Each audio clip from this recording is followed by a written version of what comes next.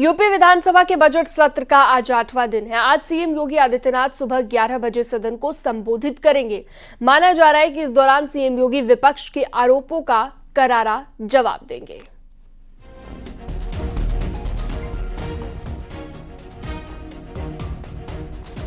तो यूपी विधानसभा के बजट सत्र का आज 8वां दिन। आज सीएम योगी सुबह 11 बजे सदन को संबोधित करेंगे और माना जा रहा है कि इस दौरान सीएम योगी विपक्ष के आरोपों पर करारा पलटवार करने वाले हैं। यूपी विधानसभा के बजट सत्र को लेकर ये जानकारी। आज बजट सत्र का 8वां दिन है।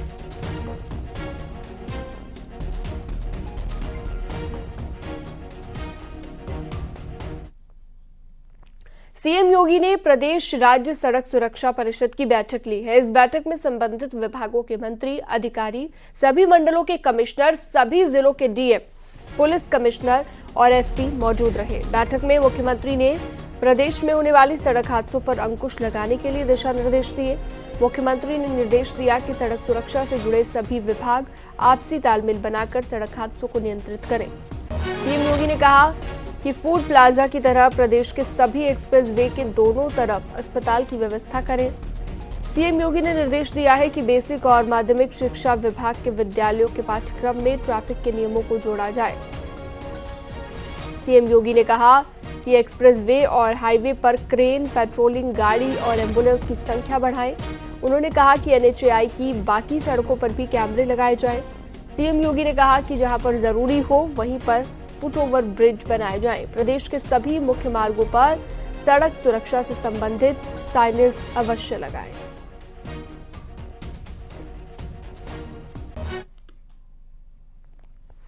सीएम योगी आज महाकुंभ के सफल आयोजन से राष्ट्र निर्माण विषय पर आयोजित कार्यक्रम में शामिल होंगे। आईआईएम और भारतीय डाक सेवा के अधिकारियों के भी कार्यक्रम में शामिल होने की बात कही गई है। सीएम आवास पर दोपहर 3:15 पर यह पूरा कार्यक्रम रहेगा।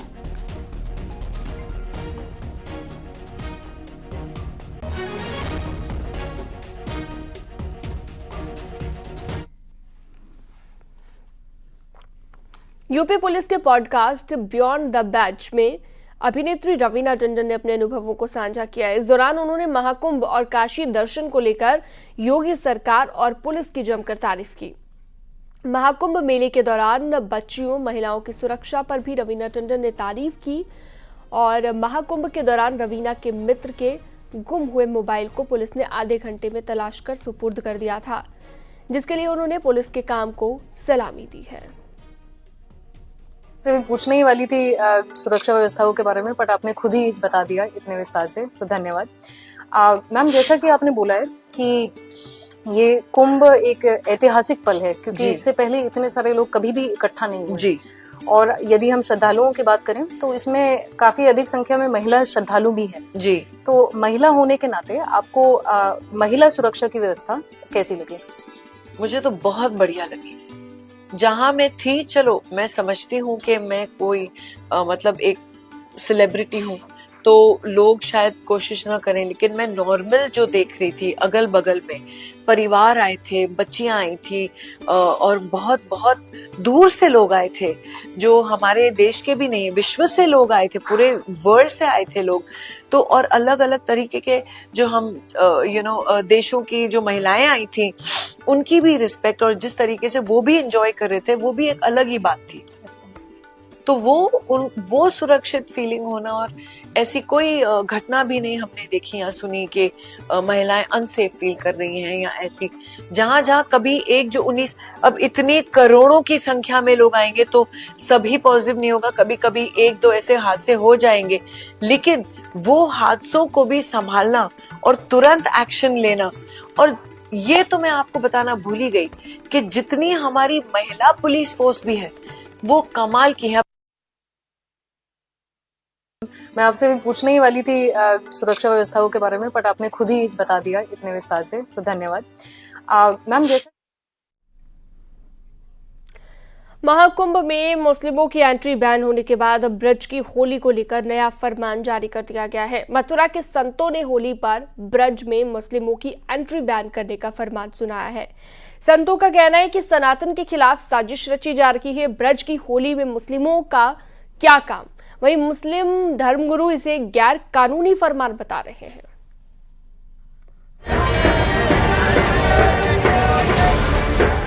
मथुरा में होली अपनी खुमारी पर है।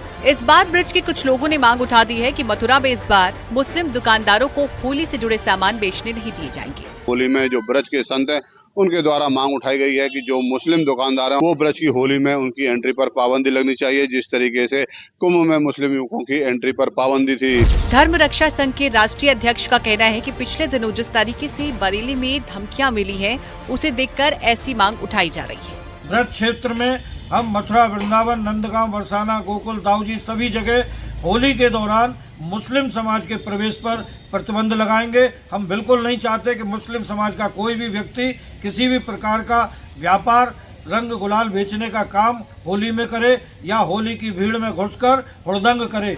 ब्रज की होली में मुस्लिमों की एंट्री पर रोक लगाए जाने की मांग तेज होती जा रही है। धर्म रक्षा संघ के बाद अब श्री कृष्ण जन्मभूमि संघर्ष न्यास के अध्यक्ष दिनेश शर्मा फलाहारी ने सीएम को लेटर लिखा है। खून से पत्र लिखकर होली पर मुसलमानों की दुकान न लगे इसकी मांग की है। हमारे होली जैसे पवित्र त्योहार पर मुसलमानों की दुकानें नहीं लगनी चाहिए, क्योंकि ये लोग हमारे होली के त्योहार में हमारे होली के पवित्र जो रंग होते हैं उनमें जहर मिला सकते हैं, कांच के टुकड़े मिला सकते हैं, उनमें मिलावट कर सकते हैं, मिठाइयों में थूक सकते हैं। तो ऐसे लोगों को हमारे त्योहार से दूर रखा जाए। ऑल इंडिया मुस्लिम जमात के राष्ट्रीय अध्यक्ष मौलाना शहाबुद्दीन रिजवी ने मथुरा के वृंदावन में होली पर लगने वाले मेले में मुस्लिम समाज की दुकानें लगाने पर पाबंदी लगाने को गैर कानूनी बताया है। कितना तुरफा तमाशा है ये। इस तरह की बातें करके समाज के अंदर नफरत घोल रहे हैं लोग, और ये संवैधानिक उसूलों के खिलाफ है। हिंदुस्तान का रहने वाला हर शख्स यहाँ का नागरिक है, यहाँ का शहरी है, कहीं भी दुकान लगा सकता है, कहीं भी मकान खरीद सकता है। वहीं वृंदावन के महामंडलेश्वर स्वामी कृष्णानंद महाराज का कहना है कि यह संभव नहीं है, क्योंकि कुंभ एक अलग आयोजन था, लेकिन वृंदावन और ब्रज में सब जगह मुसलमान रहते हैं, इसलिए ये मांग अनुचित है। ये थोड़ा तथ्य जो है बड़ा विचित्र जैसा लगता है, क्योंकि मुस्लिम हमारे वृंदावन में भी रहते हैं और वृंदावन के बॉर्डर पर भी रहते हैं, मथुरा में भी रहते हैं, तो उनका प्रवेश वर्जित करना अनुचित भी है, ठीक भी नहीं है और किया भी नहीं जा सकता है। और रही कुंभ की बात, कुंभ एक अलग से आयोजन किया गया था कुंभ क्षेत्र में, इसलिए प्रवेश वर्जित करना वहाँ संभव था। महाकुंभ के बाद अब कई साधु संत और हिंदू संगठन होली पर मुसलमानों की दुकानें नहीं लगने देने की मांग कर रही हैं। वहीं मुस्लिम धर्मगुरु इसे कानून के खिलाफ बता रही हैं। संतों का आरोप है कि बरेली में जिस तरीके से पिछले दिनों धमकियां मिली हैं, उसके बाद उनको इस तरीके की मांग उठानी पड़ी है, ताकि प्रेम और सौहार्द का जो पर्व है वो सकुशलता के साथ संपन्न हो सके। नितिन गौतम, न्यूज़ 18, मथुरा। इटावा में पुलिस ने स्टंट करने वालों और यातायात के नियमों का उल्लंघन करने वालों पर कार्रवाई की है। स्टंट करने वालों की 3 बाइकों का 43,000 रुपए का चालान काटा गया है। तीनों ने स्टंटबाजी की वीडियो सोशल मीडिया पर अपलोड की थी। वीडियो वायरल होने के बाद पुलिस ने ये कार्रवाई की है।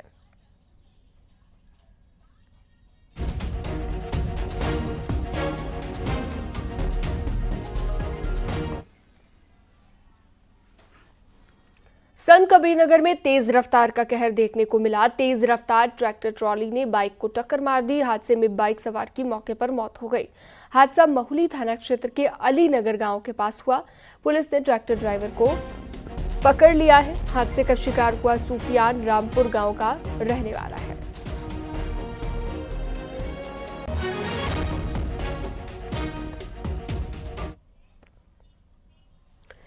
ग्रेटर नोएडा के गौर सिटी में एक बार फिर से आवारा कुत्तों का आतंक देखने को मिला। 11th एवेन्यू में रेजिडेंट्स और मेड पर आवारा कुत्तों ने अटैक कर दिया।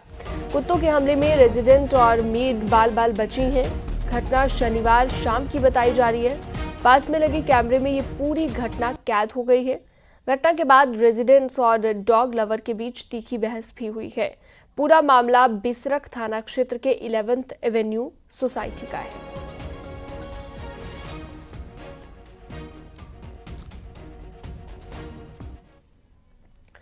मौलाना शहाबुद्दीन रिजवी बरेलवी ने रमजान के महीने में लाउडस्पीकर के लिए छूट देने की मांग की है। मौलाना ने सरकार से मांग की है कि रमजान के महीने में सहरी और इफ्तार के वक्त मुसलमान को इसकी इजाजत दी जाए। मंत्री संजय निषाद ने लाउडस्पीकर हटाने की कार्रवाई को सही बताया है।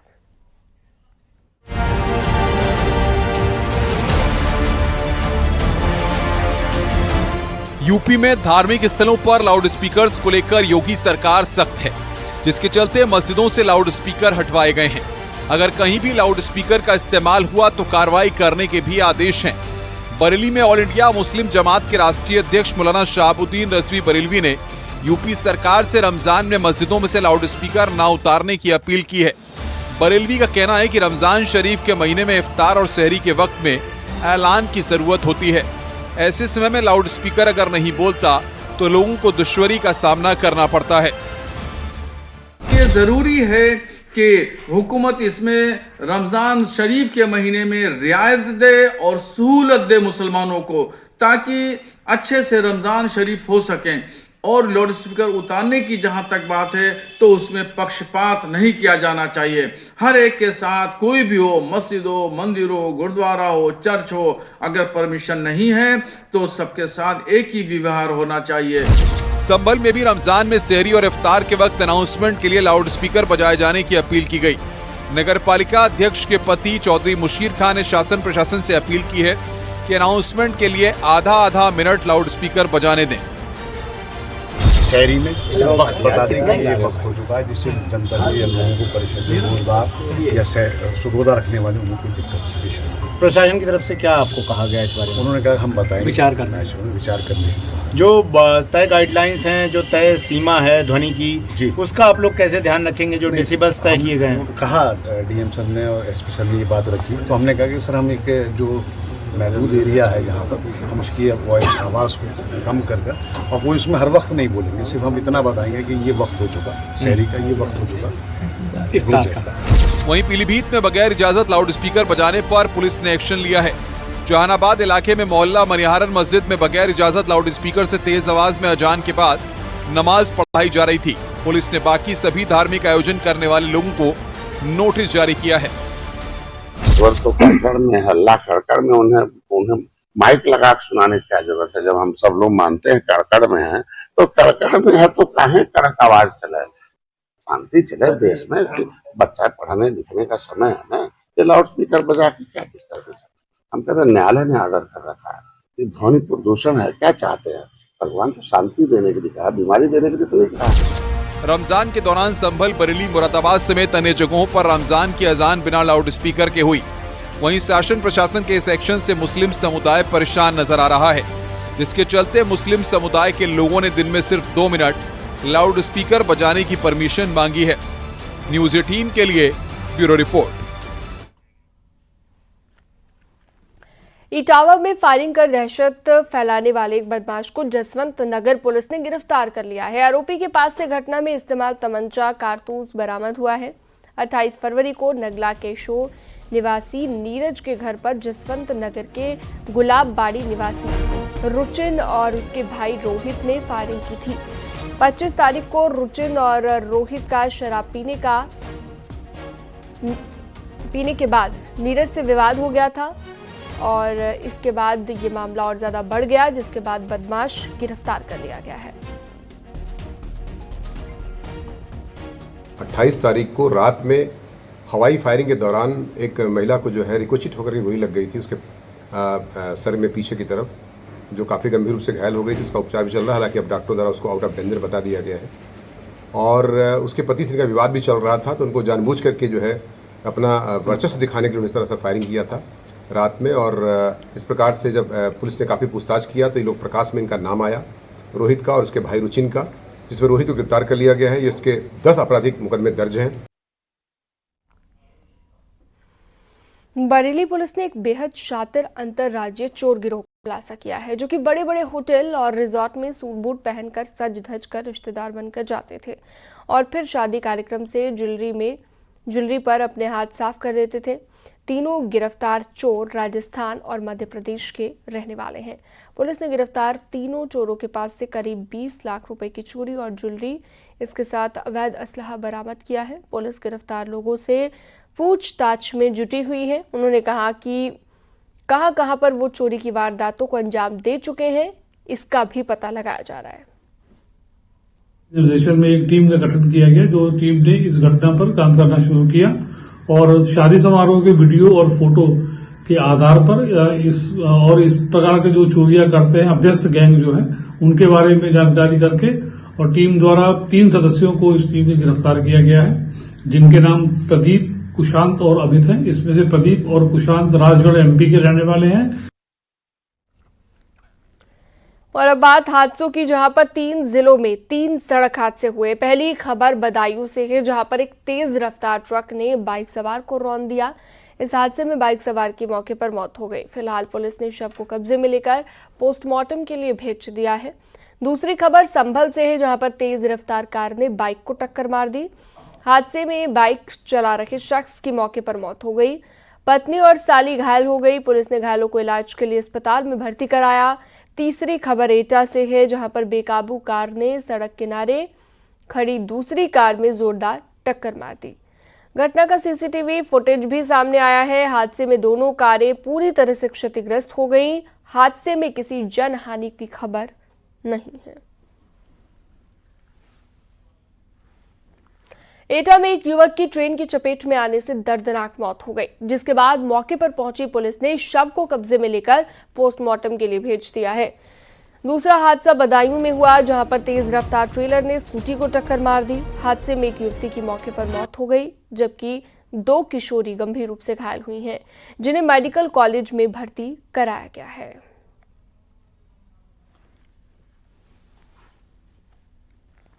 बुलंदशहर से हैरान कर देने वाला एक मामला सामने आया। यहां पर एक बच्चे की आंखों के रंग की काफी चर्चा हो रही है।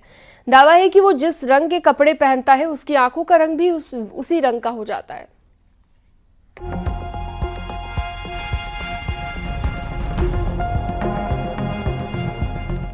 नीली हरी आंखों वाले लोगों के बारे में तो आपने सुना होगा, लेकिन क्या कभी ऐसा भी सुना है कि आंखें रंग बदलती हैं, और वो भी कपड़े पहनने के मुताबिक?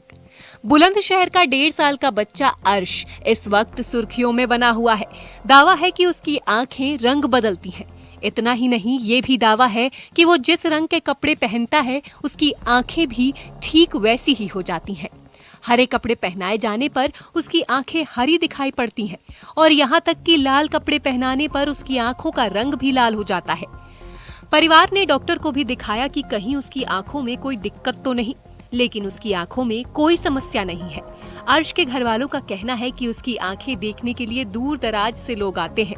लोग अर्श का वीडियो बनाते हैं, उसके साथ सेल्फी लेते हैं। उसका परिवार तो इसे कुदरत का करिश्मा मान रहा है। मतलब केवल आंखों की वजह से बेहद फेमस है पूरे क्षेत्र में। इस बच्चे को केवल आंखें का कलर चेंज होने के नाम से इस बच्चे को जानते हैं, और ये बच्चा बेहद प्रसिद्ध भी है। ये 10-15 दिन के बाद ही पता चल गया था हमें। अच्छा, अब बच्चे की उम्र कितनी होगी? ये 1.5 साल का हो गया। अच्छा, कितने दूर दूर से लोग देखने के लिए? बहुत बहुत दूर से आते हैं इसको देखने के लिए। क्या कहते हैं बच्चों को? ये कहते हैं बहुत अच्छा लग रहा है, तो जितनी आंखें चेंज होती है तो सबसे खूबसूरत है, दुनिया के अंदर सबसे खूबसूरत देखा है। अर्श का परिवार कोतवाली नगर क्षेत्र के बीसा कॉलोनी में रहता है। वहीं डॉक्टर इस दावे को नहीं मानते कि किसी के कपड़े बदलने से आंखों का रंग भी बदल जाता है। मेडिकल साइंस में जो कुछ मैंने पढ़ा है और देखा है, अभी तक ऐसा कोई संभव नहीं कि कपड़े पहनने से आंखों का कलर चेंज होता है। तो ऐसा है नहीं, और मेडिकल साइंस में भी कहीं ऐसा नहीं लिखा हुआ है कि आप कपड़े पहने और आंखों का रंग चेंज हो जाए। कई बार इस तरीके का होता है कि अगर आपने उसी ह्यू के कपड़े, उसी रंग से मिलते जुलते कपड़े पहनाए, तो वो कॉर्नियल रिफ्लेक्शन की वजह से फील होता है कि चेंज हो रहा है। बाकी तो जो पेशेंट है उसको देखने के बाद ही कुछ निश्चित तौर पर कहा जाएगा, पर इस तरीके का मेडिकल साइंस में कोई भी उदाहरण अभी तक नहीं है। आपको याद होगा, नीली आंखों वाली मोनालिसा महाकुंभ से चर्चा में आई थी, जिसके बाद तो वो सोशल मीडिया सनसनी बन गई। अब सोशल मीडिया पर अर्श भी खूब वायरल है, जहां उसकी आंखों के बारे में ही बातें हो रही हैं। बुलंदशहर से न्यूज़ 18 के लिए प्रशांत कुमार की रिपोर्ट।